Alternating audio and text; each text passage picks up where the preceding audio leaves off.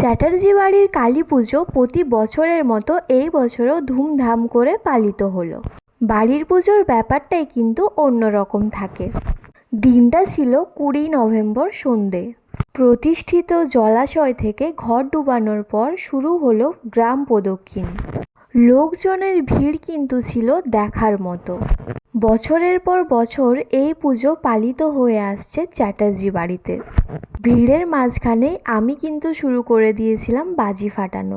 কালী পুজো মানেই কিন্তু জমিয়ে বাজি ফাটানো। এই পুজোতে কিন্তু প্রতি বছর সবার সাথেই দেখা হয়ে যায়, তো বেশ ভালো লাগে। সমস্ত রকম আচারবিধি মেনে বাবা মাকে এনে মন্দিরে প্রতিষ্ঠা করলেন।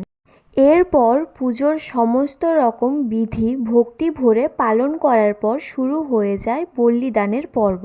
তো তোমরাও যদি আমার মতো কালী মায়ের ভক্ত হয়ে থাকো তাহলে অবশ্যই একটা লাইক করে দিও। টাটা।